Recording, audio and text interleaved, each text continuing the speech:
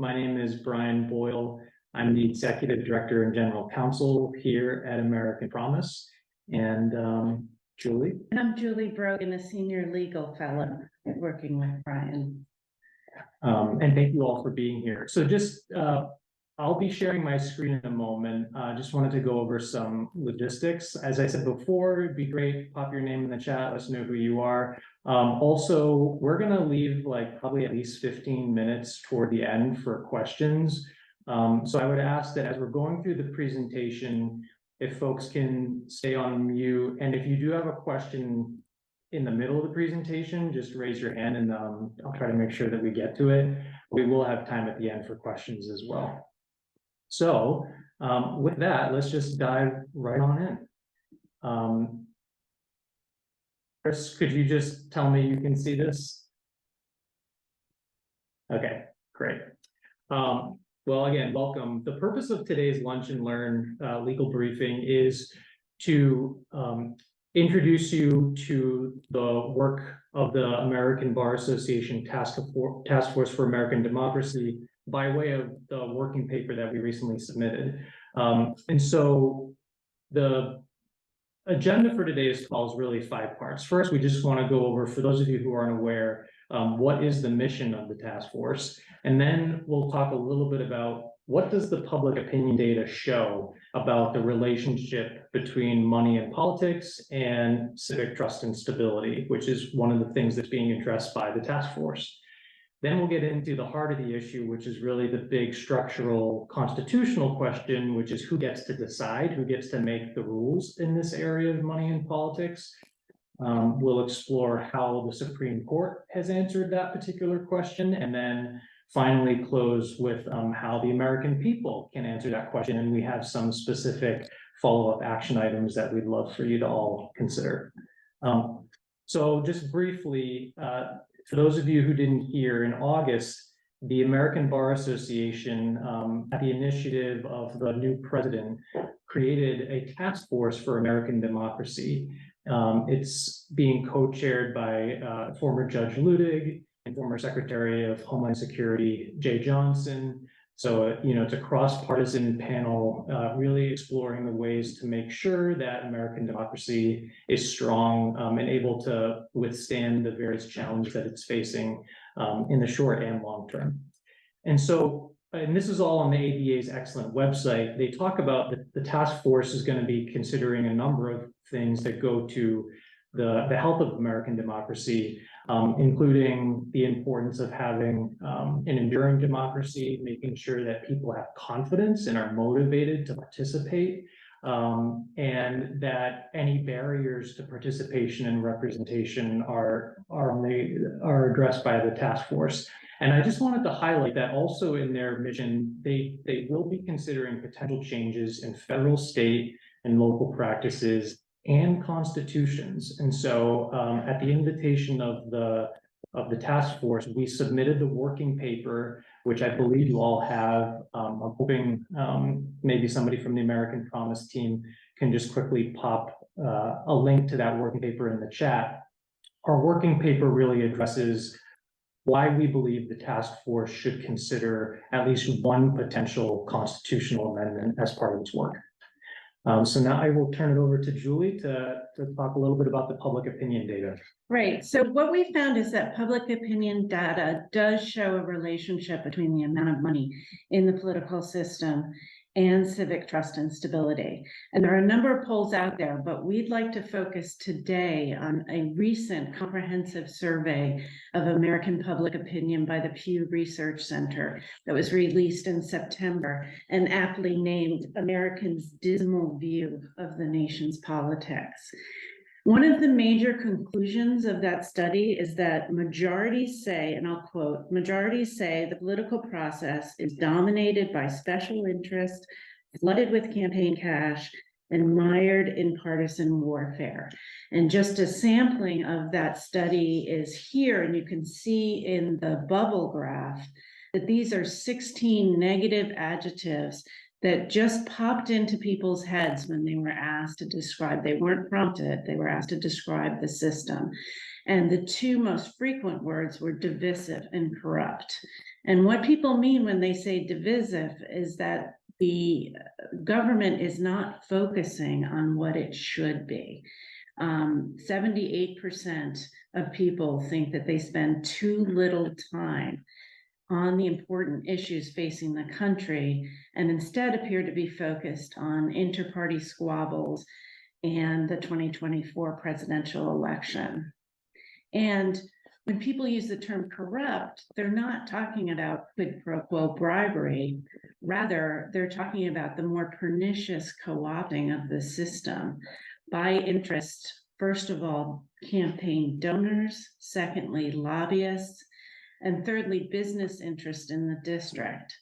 We're a representative democracy, and the constituents of representatives, a majority think too little time is being spent on the people in the district.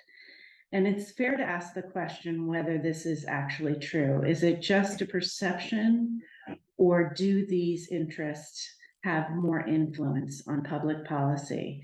And we have an answer to that question. 10 years ago, two political scientists set out to find out who actually has the most influence.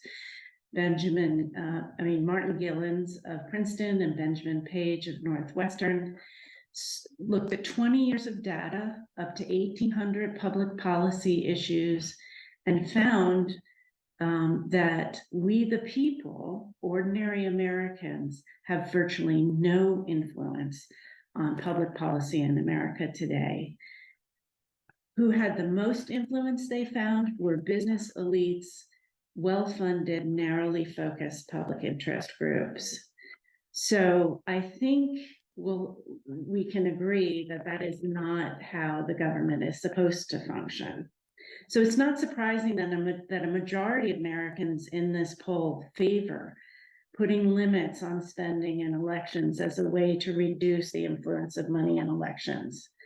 In our public policy. And the reason why people say, I'll just go over quickly, they think we're not getting good candidates, and that's probably true because the biggest qualification to get on a ballot in America today is whether or not you can raise enough money. People think that members of Congress are just in it for the money, and we know that 60% of members, when they leave office, do take lucrative jobs with lobbyists and law firms, the very people who were trying to influence them when they were members. And finally, members themselves will tell you that they just are spending way too much time having to talk to donors because of the unlimited spending in elections. Elections have become very expensive, and so they constantly have to raise money. Brian's going to talk about how the system got to this point, but as he does so, I'd like you to keep this perennial survey of trusting government in mind. We were at an all-time high following the Second World War, and you see it began to dip during the Vietnam War and the civil strife during the 1960s, but it always remained above 50%. The first time that it dipped below 50%, and I would argue when our democracy began to crack, was during the Watergate scandal, reaching a low of 34% the year that Richard Nixon resigned. And at that time, the people demanded anti-corruption reforms to prevent the type of shenanigans that went on during the Watergate scandal. And Congress responded by passing the Federal Election Campaign Act. They put limits on campaign donations, limits on spending, but unfortunately, the limits on spending did not survive Supreme Court scrutiny. And over the past 50 years, limits on donations have met a similar fate. And as we think a consequence of that, we've never been able to restore trust in government above the pre-Watergate levels of 50%. There was one exception during 9/11, but it was short-lived. So I'll turn it over to Brian now, who will tell us how we got here and our plan to restore levels in trust to the pre-Watergate era. Thank you, Julie. So this is the big structural question that I want everybody to have in mind. And it's the question that I hope that the task force will also consider. And it's who gets to decide whether and how to regulate money in our campaigns and elections. Now, normally, with big structural questions like this, the place that we look for an answer in our system is the United States Constitution. And if you look at Article 1, Section 4 of the Constitution, which is the provision that most clearly deals with the realm of elections and campaigns, you'll see that the Constitution seems to place power initially in the states and then secondarily in Congress to basically make the rules for our electoral system. And so sort of by default, you might think, okay, who gets to decide? Well, the states and Congress get to decide. But then, as Julie mentioned, you know, in the post-Watergate era, there was the Federal Elections Campaign Act, and that was challenged in court. It made it all the way to the Supreme Court. And in the case called Buckley versus Valeo, the Supreme Court acknowledged, obviously, that Article 1, Section 4 places campaigns and elections within the purview of the states and Congress, but it added this other layer, and it said the spending of money in campaigns and elections operates in an area of the most fundamental First Amendment activities. And you'll see as we go through our language in our proposed amendment, American Promise completely embraces the idea that money in politics implicates the free speech interests of all Americans. But what happened in Buckley versus Valeo was that it really became the only thing that the court was looking at. Everything was filtered through this elevated scrutiny of First Amendment analysis. And so the court said, listen, if you're restricting the money that's spent, it's going to reduce the quantity of expression, it's going to reduce the number of issues discussed, and the depth of their exploration. And just as an empirical matter, I think most Americans would wonder, well, does more money actually mean that we're getting more issues discussed?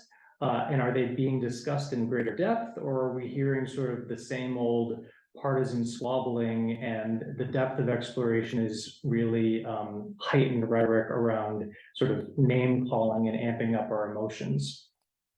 So Buckley set the parameters jurisprudentially for the next 5 decades. You know, key holding was that spending money is protected by the First Amendment. And I just want folks to keep in mind that what has happened over those 5 decades is that the court has conflated spenders with speakers. And when you're reading the cases, you'll often hear they're using the word speaker, but what they're actually talking about is a spender. So we should really distinguish between those two concepts.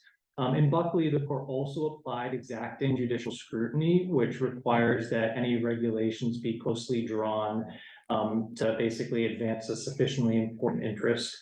It rejected things like political equality or fairness or federalism as possible justifications for why you might want to regulate money in our campaigns and elections. And it really recognized only one interest as justifying regulation, and it's a narrowly defined quid pro quo, you know, money for laws type of bribery corruption as the only sufficiently important interest.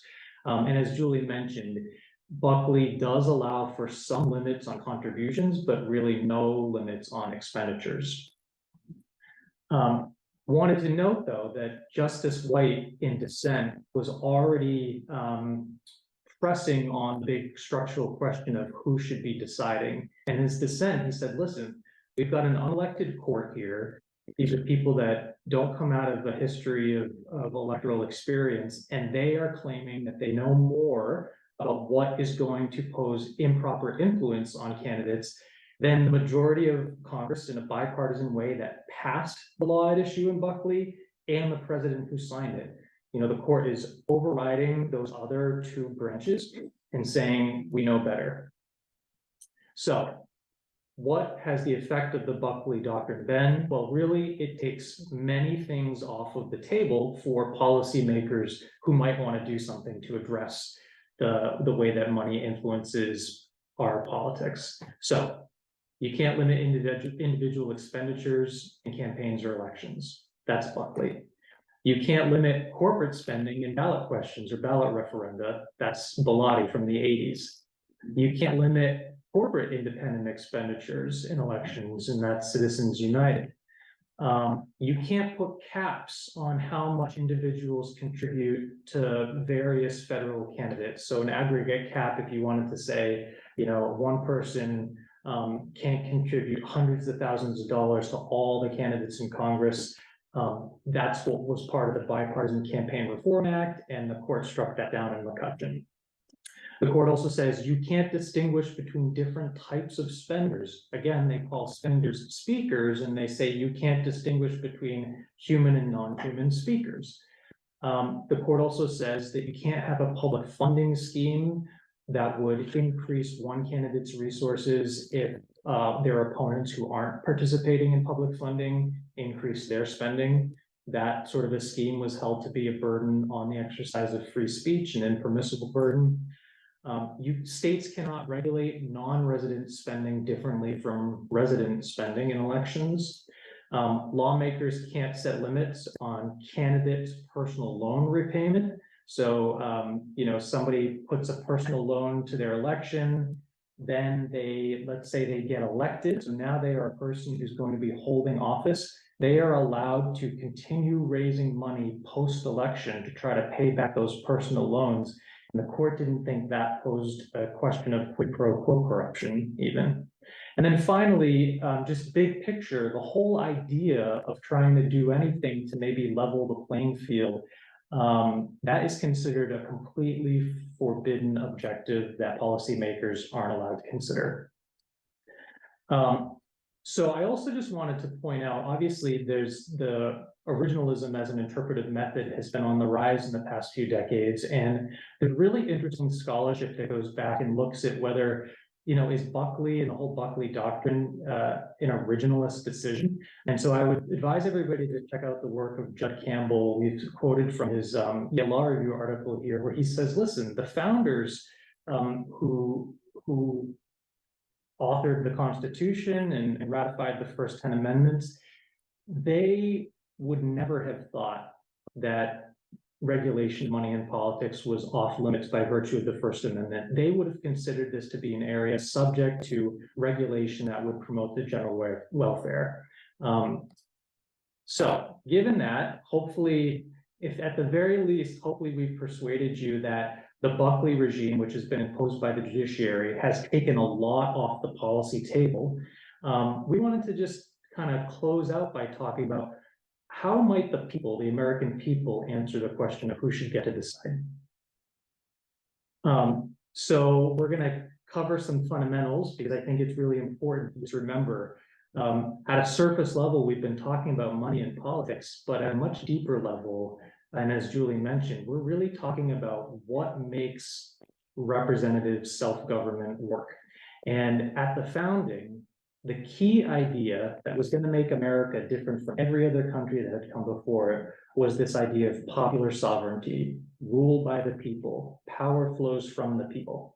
But they also knew that in a huge country, when they hoped we would grow from sea to shining sea to shining sea, and that we would have millions and millions of people. You can't have popular sovereignty by getting everybody together to make decisions. So instead, you need to implement popular sovereignty through what Madison called the scheme of representation. So in that original design, representation was going to be the key relationship that actually made America a country where the people were sovereign. And it's important to just think through. So on one side of the equation, there are the constituents, and then on the other side, there's the person that they choose to represent their interests, either in state or local or federal government. Within that cluster of a constituency, there's everyday residents, there's local leaders, business folks, civic associations.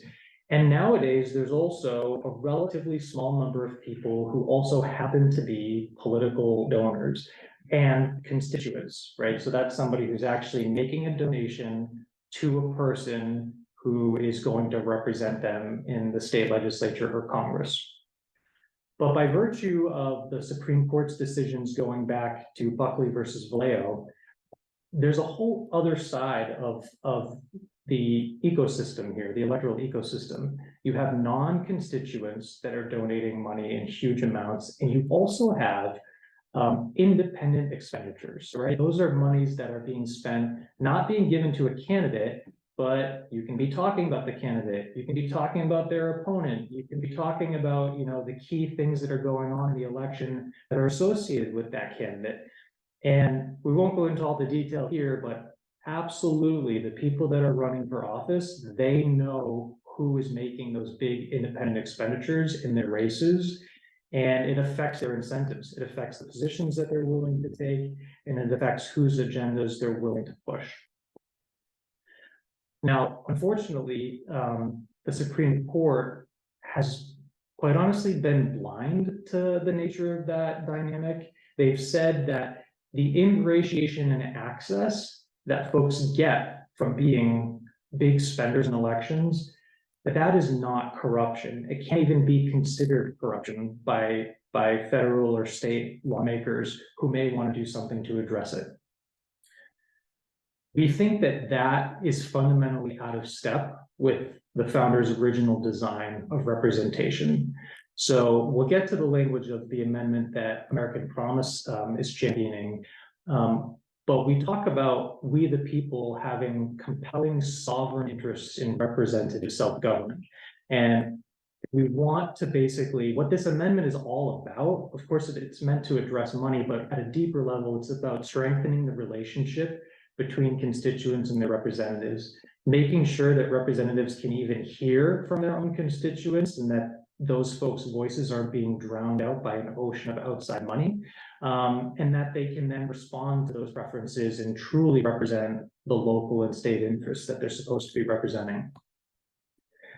All right, so American Promise, we have the For Our Freedom Amendment, which we believe contains language that is workable and enduring.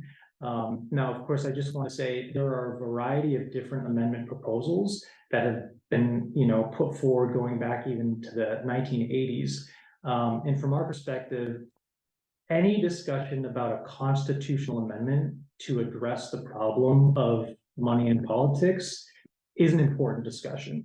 Whether or not, for example, the American Bar Association Task Force ultimately believes that our language is the best language, even considering constitution level solutions and constitutional proposals is a really important thing, because the question is so structural that you need a structure level solution. So here's the language. Many of you know that the For Our Freedom Amendment can fit on the back of a napkin, and we will briefly go through each section because I do think it's worth just spelling out how each section connects back up with so many of the themes that Julie highlighted in her portion of the presentation. In section 1 of the amendment, that is really about grounding it again in this fundamental concept of popular sovereignty. So we talk about we the people having compelling sovereign interests in the freedom of speech, representative self-government, federalism, the integrity of the electoral process, and the political equality of natural persons.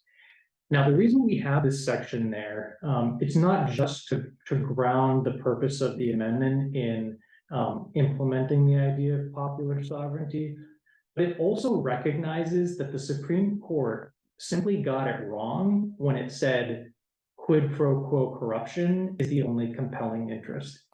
And also, we think it got it wrong in thinking of interests as being compelling governmental interests, like somebody might pass a regulation and you have to look at whether it's in the government's interest. Actually, what they should be looking at is it a compelling sovereign interest, an interest that traces back to the sovereign interests held by the people.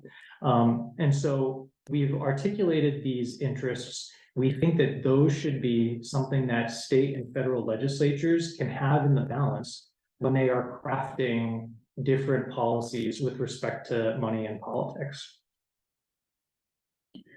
Section 2 of the amendment, nothing in this Constitution shall be construed to forbid Congress or the states within their respective jurisdictions from reasonably regulating and limiting contributions and spending in campaigns, elections, or ballot measures. This is the operative provision that answers the question of who decides. And what it says is in the first instance, it's up to Congress and the states to be able to make decisions about whether and how to regulate money in politics. Now, it says nothing in this Constitution shall be construed to forbid, ... Because although the First Amendment has been the particular provision that has been construed in a way, construed, we think, wrongly and not in keeping with the original intent of that amendment, but construed nonetheless in a way that does prevent a lot of regulation, we're sort of covering the waterfront by saying nothing in the Constitution is going to be construed to forbid Congress or the states from reasonably regulating. Now, I also just want to anticipate a potential question that we might get, because a lot of people will focus in on the word reasonably. What the work being done by the word reasonably in section 2, it's meant to send a signal to the court that we should be getting out of, the strict scrutiny or exacting scrutiny land that has been applied ever since Buckley versus Vallejo. And instead, I think a reasonably good analog is the way that the Supreme Court has looked at regulations in connection with limited public forums, where they really do ask about the reasonableness of a regulation. So it's not intermediate scrutiny, it's certainly not strict scrutiny. It's something slightly above rational basis, which basically says, is there a reasoned principle that's being applied here? And if there is, then the court should be deferring to the judgments of Congress and or the states. And then finally, in section 3, we are empowering Congress and the states to implement this amendment. And specifically, we wanted to allow for Congress and the states to draw distinctions between different types of entities, natural persons and artificial entities, which currently they're not allowed to draw. Now, another thing to emphasize for those who may be coming to this language for the first time, we do not, in this language, require the drawing of any distinctions, right? We don't say Congress and the states shall distinguish. We just say they are empowered to draw these lines if they believe that it would serve the compelling sovereign interests that are set forth in section 3, and if it's done reasonably. So it's about giving the right branches of government the flexibility to see what works. All right, so I'll be wrapping up shortly and we can get to some questions. I'd love to hear about what folks are thinking and talk about ways you can kind of keep the ball moving forward. But I just wanted to share a little bit of our recent national polling. Now, I think I'm just going to share some of the crosstab results. We, on a quarterly basis, just ask 3 questions of a national sample. And one of them, we start with, because we don't want to prime folks, we just ask, okay, there's a proposed constitutional amendment that would allow Congress and the states to reasonably regulate and limit money in campaigns and elections. Would you support or oppose this? And what we see is supermajority support across the board from the American people, regardless of partisan affiliation or ideology. That's something, it's great to have the polling, but it's also, folks on staff at American Promise can tell you, this is exactly what we see when we're out in the field at fairs and festivals talking with voters. It really doesn't matter who their particular favorite candidate is, whether they wear a red hat or a blue hat or a green hat or a purple hat. Every American understands that money in politics is interfering with the basic representative relationship. Then we ask the question, do you agree or disagree that individuals and entities should be able to spend unlimited amounts of money to influence campaigns and elections? And that question asks about the current state of the jurisprudence that the court has created, because that is what people can do. You can spend unlimited amounts of money to influence campaigns and elections. And again, supermajorities of Americans disagree that that should be the case. And then finally, we're looking at almost 90% of Americans agree that the influence of money in politics is a threat to our democracy, which of course keys back again to the very beginning of this, where we were talking about what the Task Force for American Democracy is going to be considering over the course of the year as it does its work. The American people really believe that money in politics is threatening our democracy. And so that should be one of the things that's on the table to be considered by the task force. And then just a quick note about our progress at American Promise. We've been happy to see 22 states so far taking formal steps to call on Congress to propose an amendment.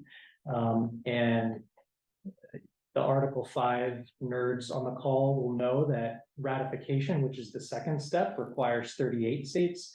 But we want to basically get a lot of states to pre-ratify just to show that the American people want this. And also it helps to demonstrate to the members of Congress that the support for this idea is so widely shared, and that'll encourage members of Congress to get on board and propose the amendment, which we need 2/3 of the House and 2/3 of the Senate to do.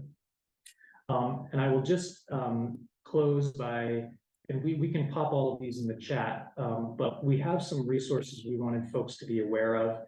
So there's the link, of course, to the working paper. We do plan to revise that working paper and submit sort of an updated final draft as it gets closer to the task force, the ADA task force completing their work. And I believe the plan is they'll be issuing a final report sometime in the summer of 2024. So if you have comments about the working paper, please share those. We also wanted to share a link that shows you who the members of the ABA task force are.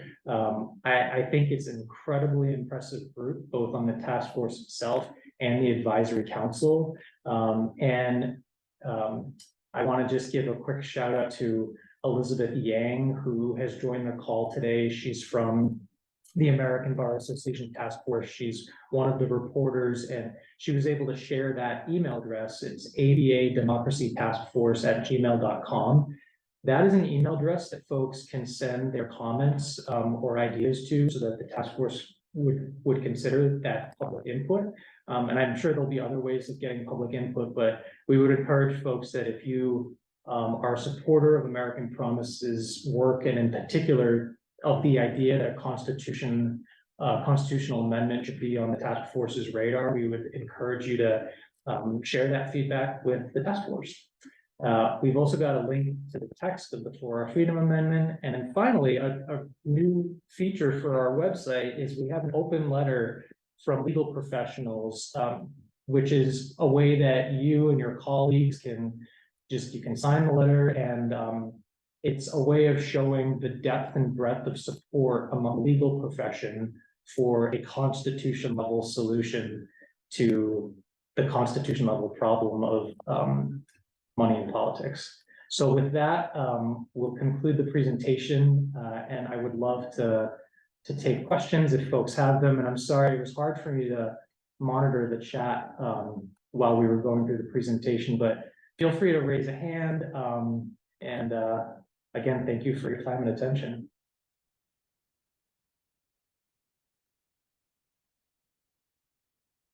I see a question from Mr. Howerton. Feel free to unmute yourself. Hey everybody, great presentation. I just wanted to make an observation, which is it always kind of struck me how unpopular Congress was. And I wonder when you're looking at the wrong track, right track, like on Real Clear Politics, if this might be one of the single biggest reasons behind that. I think it's a great question and a point well taken. Thank you. In the chat, Ken asked if the poll will be available to download or be available someplace, like on our website. Yeah, we will. I think we have part of the poll up, Ken, but I'll make sure to work with our digital team to have the entire poll available on our research and resources page. Thank you. Lainey, I think you had your hand up. Thank you for your good work. In Oregon, we're working on a statewide ballot measure for campaign finance reform. It was co-drafted by Campaign Legal Center. And I'm wondering if American Promise provides any support for statewide ballot measures. We're signature gathering right now to qualify for the ballot. Yeah, that's a great question. So we do a lot of our work in the states. In fact, the vast majority of our work is state-based. We have some folks on the call today who were involved in a recent ballot question in the state of Maine, which was dealing with getting foreign money out of Maine elections and also reaffirming the state's support for the constitutional amendment. What I would do is, why don't we stay in touch offline so we can just talk a little bit more about what resources might be available in different states? Because, you know, we have AP staff on the ground in some states, we have volunteer leaders in other states. But yeah, would be happy to chat. Thank you for your question. Ken. Yes, thank you, Brian. Thank you for the wonderful presentation. This has been fantastic. And also thank you for making available the polling information. As you know, we have a committee bill pending in the Wyoming legislature coming up in February. And I can use that data to, I think, recruit some support among the Republican legislators who are skeptical of it, because I think this is a Democratic thing and it really isn't. So I think that's very valuable information. I just want to make a very quick comment related to one of the comments I put in the chat. And that is, I think one of the ways that I've been approaching my advocacy on this issue is to point out that the Supreme Court is stuck in a couple of bad metaphors. They can't reason their way out of these metaphors. And the way to change the discussion is to change the metaphors. Corporations are not people. They're tools. They're tools that we use to help us organize our economic lives. And you don't give tools the right to speak, right? And money is not speech. Money is a megaphone.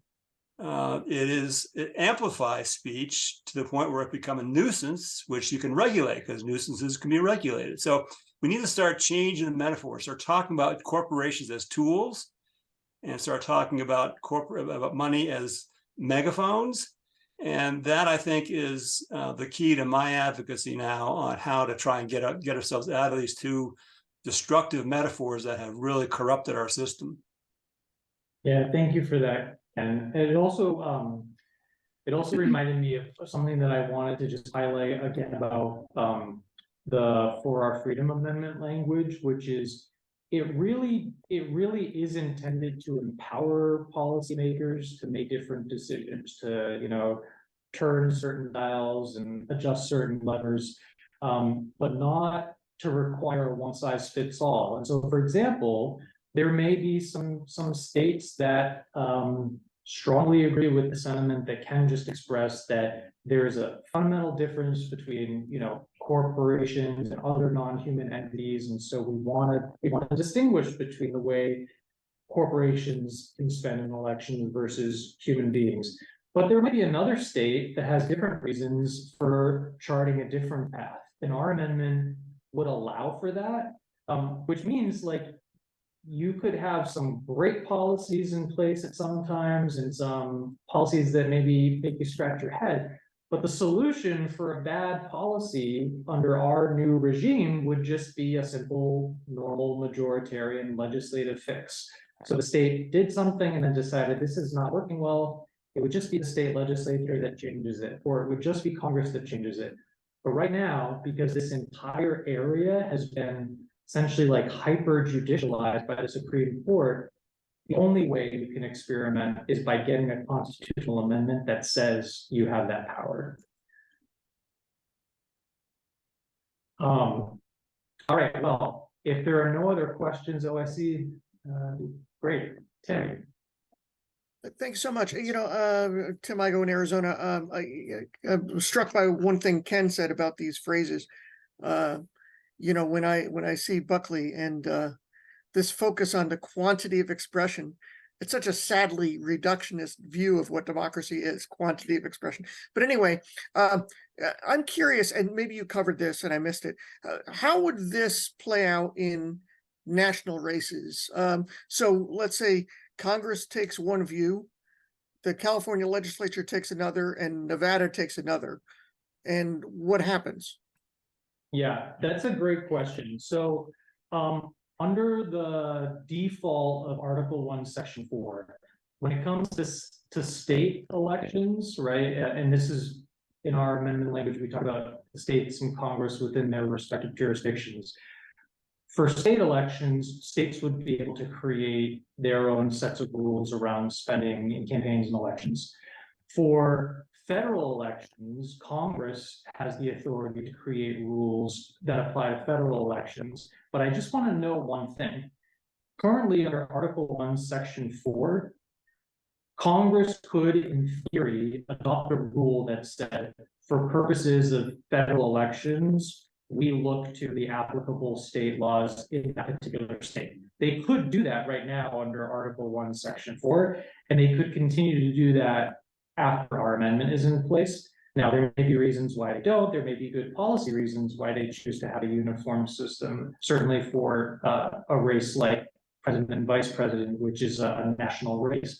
But conceivably, Congress could say, for purposes of congressional elections within a state, we're going to incorporate by reference the campaign finance rules that the state of California or Hawaii or North Dakota has adopted for itself. That would be permissible. Great question. Thank you.